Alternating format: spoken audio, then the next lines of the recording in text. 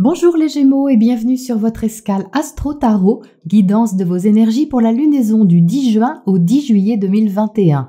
La nouvelle lune a lieu dans votre signe et c'est une nouvelle lune avec éclipse de soleil conjointe à Mercure rétrograde, votre planète maîtresse. Vous êtes donc très concerné par l'énergie de cette lunaison pour initier quelque chose de personnel. Cependant, comme Mercure, planète de la communication, de l'expression et des contacts, est rétrograde, il y a une réflexion à mener auparavant ou le besoin de prendre clairement conscience de quelque chose. Et ce n'est pas forcément simple car il y a deux énergies contraires. Un trigone à Saturne qui aide à regarder la réalité en face pour préparer vos projets ou une transition importante pour vous, et un carré à Neptune qui fait rêver et peut brouiller le discernement. L'invitation de cette lunaison est donc de s'appuyer sur des réflexions concrètes, même si elles vous remettent en question, pour prendre un nouveau départ qui vous inspire sans vous leurrer. La première semaine, vous pourriez avoir envie d'investir dans quelque chose qui nourrit vos besoins autant que vos projets, alors qu'en arrière-plan, le carré Saturne-Uranus se reformera. Vous chercherez donc à vous libérer de vos chaînes, quelles qu'elles soient, peut-être intérieures d'ailleurs. Mars, planète de l'action, va entrer en Lion dès le début de la lunaison et va dynamiser vos contacts, échanges, vous rendant plus actifs pour effectuer des démarches et vous relier aux autres avec confiance et assurance. Ensuite, à partir du 20, changement d'énergie. Déjà parce que le soleil change de signe et entrera en Cancer, dans le secteur de vos biens, attachements, et apportera donc sa lumière dans ce secteur. Il pourrait vous montrer comment investir dans une direction prometteuse, que ce soit relationnelle, personnelle ou professionnelle. Le trigone à Jupiter apporte de la confiance, mais Jupiter commencera sa rétrogradation, ce qui vous permettra d'infuser un projet comme un avant-goût que vous aurez à développer plus tard, certainement sur 2022. La pleine lune du 24 juin va mettre en lumière plus fortement la dualité que vous pourriez ressentir entre ce que vous gagnez, touchez, ce qui vous appartient et ce qui appartient à l'autre et que vous pouvez partager. Votre planète, Mercure, repartira en marche directe pour vous soutenir, mais restez vigilant car le carré à Neptune est toujours présent. Donc soyez bien clair envers vous-même, vos intentions et envers l'autre. Le carré Mercure-Neptune peut comporter des illusions et des faux semblants, comme je l'ai expliqué dans la vidéo faite à ce sujet. D'ailleurs, je vous la remets en lien ci-dessous. Le trigone de cette pleine lune à Jupiter devrait toutefois aider à faire des plans sur la comète. Il s'agira de bien choisir votre comète. L'opposition Vénus-Pluton parle d'investissement, de partage, de secret et de passion. Peut-être de tourner une page importante sur vos habitudes de vie ou de sécuriser un projet qui vous tient à cœur. Le 27 juin, Vénus entrera en Lion, donnant plus de vigueur à vos sentiments que vous pourriez exprimer plus ouvertement et généreusement aussi. Enfin, en juillet, alors que Vénus suivra Mars, son amoureux, de près, elle répétera les aspects qu'il formera. Entre le 1er et le 4, Mars sera opposé à Saturne et carré à Uranus. L'envie de pousser les murs et de défendre vos projets d'avenir, personnels ou affectifs, sera plus forte et surtout affirmée. Vénus arrive juste derrière les 7 et 8 juillet pour former les mêmes aspects que Mars. Et elle va soulever des questions matérielles, créatives ou sentimentales. C'est donc une semaine qui peut provoquer une action personnelle et spontanée et qui peut ensuite avoir des conséquences sur le relationnel ou les finances. L'envie de libération et de renouveau étant conséquente, il sera important d'équilibrer votre position face à l'autre et de vous mettre d'accord sans forcer les choses. La communication, vous le savez mieux que quiconque, fait des miracles. N'hésitez pas à dire qui vous êtes vraiment les Gémeaux, car cela pourrait bien redéfinir votre relation à l'autre et peut-être même guérir des choses en vous. Voilà pour cette météo astro et on passe au tirage pour les précisions sur cette ambiance. Alors les Gémeaux, voici votre tirage. Donc on voit bien que la nouvelle lune est dans votre signe parce que vous êtes là avec l'as de bâton. C'est l'emplacement de la nouvelle lune. Donc une envie très tonique de nouveauté, d'initier quelque chose, de se mettre en route et ce avec une certaine assurance et passion. Vous entrez avec le roi de bâton dans le tirage. Donc le roi de bâton est une énergie de feu qui est bien maîtrisé. C'est ce Mars en Lion dans votre secteur 3 qui vous pousse à l'action, aux démarches, au contact, à bouger, à vous ouvrir, à exprimer des choses, comme si vous sentiez que vous avez besoin d'agir, de bouger pour faire évoluer la situation, la relation ou le projet, quel qu'il soit. Cela dit, il va être important de ne pas passer en force, parce que vous voyez que le roi de bâton se trouve à côté du 5 de bâton, donc ici il y a beaucoup de feu. Donc c'est très bon pour la vigueur, c'est très bon pour le courage, pour l'énergie vitale, mais avec le 5 de bâton, ça peut vous rendre aussi un peu réactif et nerveux et générer donc une tension à l'intérieur de vous. Ce que ça m'indique aussi dans ce secteur, c'est qu'avec le 5 de bâton, vous pourriez ne pas avoir envie de subir l'autorité de quelqu'un, mais de faire les choses à votre manière, parce qu'ici l'as de bâton c'est vous. Donc il y a un juste milieu à trouver entre votre rapport à l'autorité et à votre propre autorité, puisque l'autre peut toujours servir de miroir. Donc ici, vous pouvez vouloir vraiment quelque chose, vous mettre en action pour aller dans la direction qui vous motive, mais il y a des choses à éclaircir et des ajustements à faire. Vous êtes au centre avec le 7 d'épée. Alors c'est drôle parce que dans tous les tirages, je ressors le carré Mercure-Neptune, pas toujours avec les mêmes cartes, mais il est toujours présent. Et vous, il est au centre de vous, ce carré, je le vois, parce que le 7 d'épée va vous concerner vraiment directement sur ce cycle lunaire. Mercure, c'est votre planète maîtresse et comme je viens de vous l'expliquer, il est en carré à Neptune. Il va être dans cet aspect de tension pendant tout le cycle lunaire et ça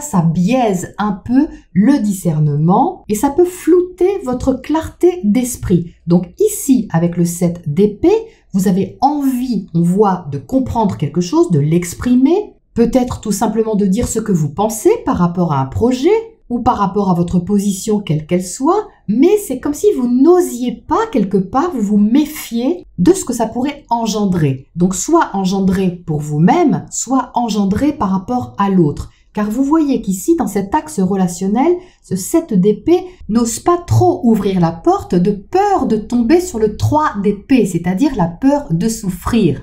Donc cette peur peut être ressentie à l'intérieur de vous ou être projetée sur l'autre, c'est-à-dire que vous pouvez, vous, avoir peur d'exprimer quelque chose ou de sortir de votre zone de confort d'une façon ou d'une autre, ou alors c'est quelqu'un de l'autre côté, conjoint, partenaire, associé ou autre, qui est souffrant, qui est dans des blessures et qui vous renvoie une sorte de retenue pour aller de l'avant, ce que vous êtes ici. Donc du coup, vous pouvez peut-être mesurer un peu vos propos, ne pas savoir ce que vous pouvez dire et ce que vous ne pouvez pas dire, de peur de vous blesser ou peut-être de peur de blesser l'autre. Et c'est ça ici qui génère un faux semblant, qui génère l'énergie provoquée par ce carré Mercure-Neptune, de fausser un peu la donne. Et ça peut vous poser question intérieurement parce que c'est au centre de vous, donc ça se passe en vous, ça peut générer un questionnement sur ce que vous voulez vraiment. Car si vous n'osez pas dire ou si vous n'osez pas dévoiler vos vraies intentions, celles qui sont ici, alors sur quelle base est-ce que vous pouvez vous appuyer? Parce que d'un autre côté, il y a aussi de l'idéalisme ici. On a le roi et la reine de coupe, donc ça c'est très beau, c'est un couple d'amour, un couple rempli de sensibilité, d'émotivité, de cœur, de générosité de cœur. Donc soit c'est le couple que vous formez avec quelqu'un, soit c'est le couple que vous souhaitez former avec quelqu'un, soit c'est l'idée du couple que vous avez en tête, du couple idéal on va dire, mais que vous ne savez pas ici comment approcher. Donc ça reste très symbolique, bien sûr, ça se passe toujours à l'intérieur de soi. Le couple qui est là, c'est d'abord en vous qu'il est. C'est-à-dire qu'ici, il y a un questionnement sur la façon d'écouter vos désirs, d'écouter vos sentiments et d'honorer, on va dire, avec cette partie masculine, ce que vous pouvez recevoir de l'autre côté avec la partie féminine. Donc évidemment que ça peut être projeté sur l'autre, mais c'est d'abord en vous que ce mariage a lieu, c'est-à-dire de chercher la meilleure façon d'honorer vos besoins, ce qui vous touche et ce qui correspond à l'équilibre parfait au niveau sentimental et émotionnel pour vous. Donc, comme on a Vénus et Mars en Lion, eh bien ça apporte beaucoup de passion, ça apporte aussi beaucoup de chaleur et de cœur et vous allez avoir envie d'exprimer ça d'une façon ou d'une autre. Que vous soyez en couple ou pas en couple, vous allez ressentir cette énergie de cette complémentarité en vous. Et c'est ça que vous allez avoir envie d'exprimer. Et justement, ça peut être redéfini parce que vous voyez que l'axe relationnel ne correspond pas complètement à ce que vous ressentez ici. Donc, il y a un ajustement à faire. Et il est là l'ajustement avec ce 2 de pentacle comme quelque chose à mettre en place, peut-être au niveau de l'organisation, peut-être au niveau des repères, au niveau des balises que vous avez à mettre sur votre chemin, qui sont pour le coup des choses vraiment concrètes. On n'a que ce 2 de pentacle en énergie de terre. Tout le reste est passion, tout le reste est énergie de feu, très mental aussi avec les épées et idéaliste avec cette reine et ce roi de coupe. Donc, vous ne pouvez pas rester que dans la tête et dans la pensée. Il y a une action à initier et une mise en place à effectuer. Mais c'est pas forcément évident pour vous parce que au début de la lunaison, Mercure est rétrograde. Donc peut-être que vous vous méfiez. Vous avez envie de protéger aussi vos arrières, mais du coup, ça peut rendre maladroit. Il faut savoir qu'ici, ça peut rendre maladroit dans vos mots, dans vos paroles. C'est pas forcément volontaire, mais c'est juste que ça peut soulever justement des blessures à guérir. C'est pour ça que la communication est absolument primordiale sur cette lunaison, la franchise aussi. Pas la franchise qui blesse, mais la franchise par rapport à ce que vous êtes, ce que vous ressentez, sans tomber dans le jugement, que ce soit votre propre jugement, l'auto-sabotage ou le jugement de l'autre.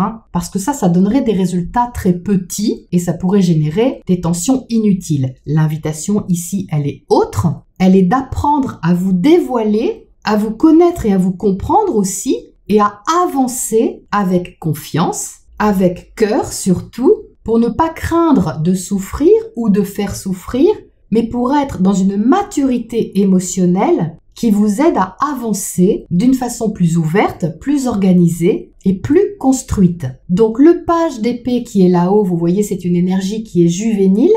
On est ici dans l'apprentissage de quelque chose, peut-être tout simplement apprendre à communiquer ou apprendre à comprendre l'autre, ou apprendre à accueillir l'autre tel qu'il est, mais sans perdre cette belle énergie que vous avez ici avec l'as de bâton. Donc à mon avis, il y a vraiment quelque chose à guérir, les Gémeaux, vis-à-vis de l'autre ou avec l'autre. La façon dont vous voyez la relation ici demande à être ajustée. Peut-être que vous avez peur de vous tromper, ou que vous idéalisez une personne, ou qu'une personne vous idéalise. Mais il y a ici quelque chose de très important à apprendre qui peut vraiment vous faire évoluer. Il y a tout un processus en fait, c'est un processus mental de compréhension, d'ouverture, de découverte qui peut vous travailler encore pendant la rétrogradation, donc jusqu'à la pleine lune, et qui, à partir de la fin juin, demandera se mettre en place. Mais votre sensibilité, les Gémeaux, va être beaucoup plus grande aussi. Avec ce couple ici, vous allez ressentir davantage les choses, même si vous ne savez pas forcément mettre des mots dessus ou alors pas tout de suite. Vous allez être plus sensible à l'autre au sens large.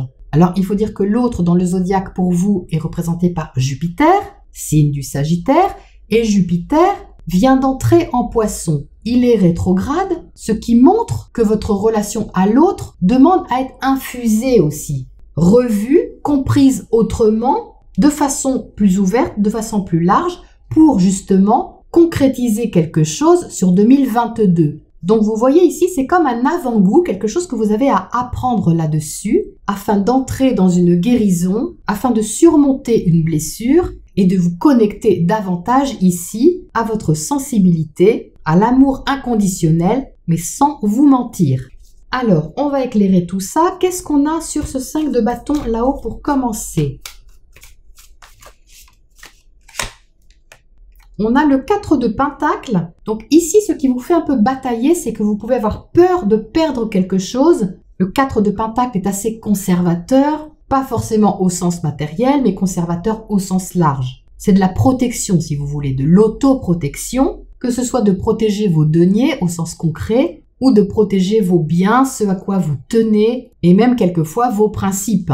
Vous pouvez avoir envie de défendre une cause ici, parce que ça vient vraiment toucher quelque chose d'intime en vous, et ça vous fait réagir, ça peut être ça. Mais en même temps, ce 4 de pentacle peut crisper un peu si le dialogue ne s'ouvre pas, parce que tout simplement, il est en résonance ici avec le 3 d'épée, et peut susciter une peur de s'investir quelque part, ça peut être ça aussi. Alors, qu'est-ce qu'on a justement à côté de ce 3 d'épée ici dans le secteur relationnel?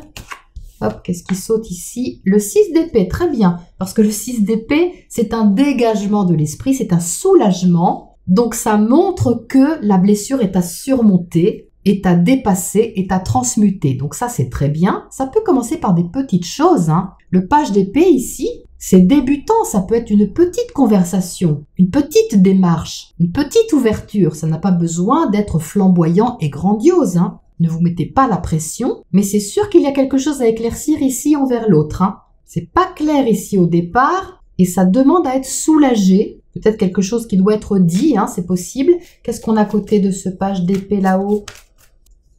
Qu'est-ce qu'il nous dit ce petit page?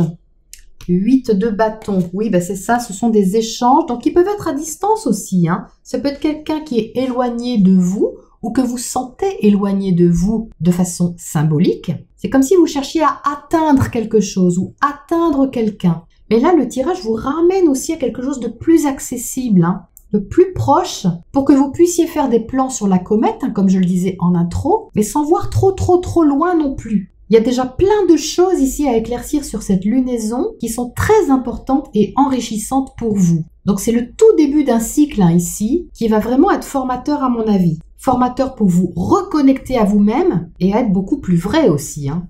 En fait, j'ai vraiment l'impression qu'il s'agit d'un processus, hein, pour guérir des blessures, hein. C'est vraiment l'effet que ça me fait, une mise en route dans ce sens, quelle que soit la façon dont ça résonne pour vous. Alors, qu'est-ce qu'on a comme oracle conseil là-dessus pour terminer?